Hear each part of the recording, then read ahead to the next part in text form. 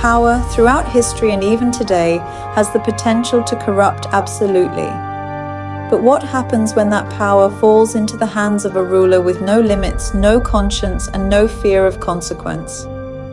Have we truly learned from history, or do we still see echoes of unchecked tyranny today? Caligula, a man who ascended to power beloved by the people, only to become the most infamous emperor of Rome. Was he a deranged lunatic, a misunderstood ruler, or something far worse? Let's uncover the shocking and disturbing legacy of Caligula. Caligula was born in 12 AD, son of the mighty general Germanicus, a hero of Rome. As a child, he traveled with his father on military campaigns, earning his famous nickname Caligula, meaning little boots.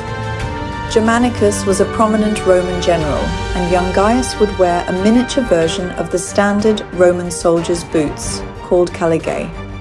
These boots were sturdy, heavy sandals made of leather worn by soldiers, and Gaius's wearing of them as a child endeared him to the soldiers, who affectionately called him Caligula, meaning little boots or small sandals, the soldiers who adored him. But beneath the charm, a storm was brewing. Tragedy struck when Germanicus mysteriously died, some say poisoned on orders of Emperor Tiberius. His mother, Agrippina the Elder, fought for justice but was exiled and starved to death. Young Caligula learned a cruel lesson: power is a game of survival, and soon he would be the one holding all the cards.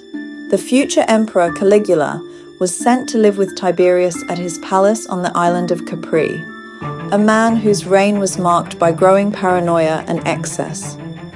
Under Tiberius's rule, the atmosphere on the island was one of fear and indulgence. Tiberius's actions became increasingly erratic and cruel, creating a deeply unsettling environment for those around him. It was during this time that Caligula, now a young man, began to observe firsthand how power could be used to manipulate and control others. As he watched Tiberius's rule unfold, Caligula would have learned valuable, though troubling, lessons about authority, influence, and the darker sides of leadership. In 37 AD, Tiberius dies mysteriously. When Tiberius died, many whispered that Caligula had a hand in it.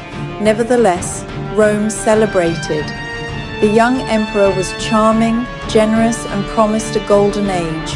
For the first few months, he was everything Rome had hoped for. Caligula declared himself a living god, demanded worship, and even built a temple in his honor. He made his horse, Incitatus, a priest, and reportedly planned to make him a senator.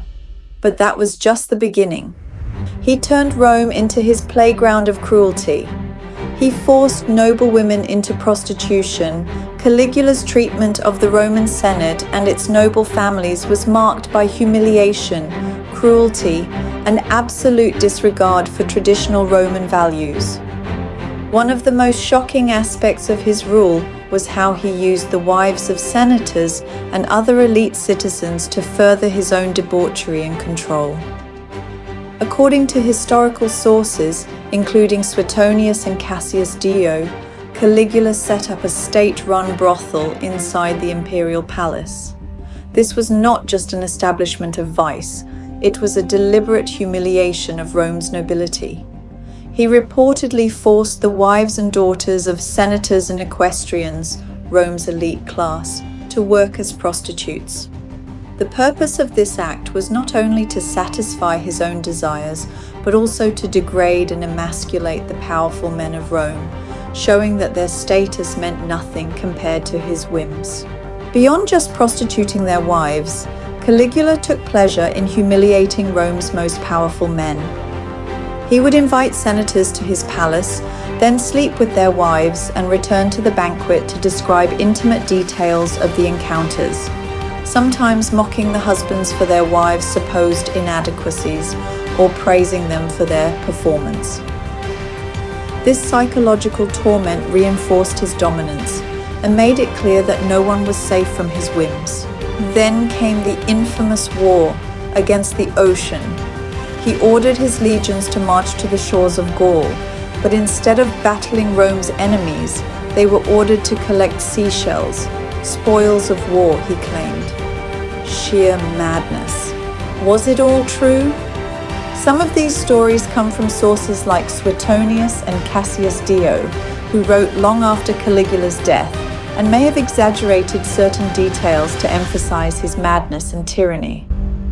However, given his known erratic behavior, public humiliation of the elite, and obsession with excess, it's plausible that at least some version of these accounts are true. Caligula's treatment of the Roman nobility was one of the many reasons of his assassination in 41 AD, and was met with little resistance, even by those who had previously supported him. His reign remains one of the most infamous examples of absolute power descending into madness. The emperor, who thought himself untouchable, was assassinated by his own Praetorian guards. Caligula was stabbed over 30 times in the palace corridors, his body discarded in a shallow grave, only to be remembered for his madness and tyranny. If you enjoyed this dive into history's darkest figures, don't forget to like, subscribe, and let me know in the comments, who should we uncover next? And do you believe that absolute power corrupts absolutely even today?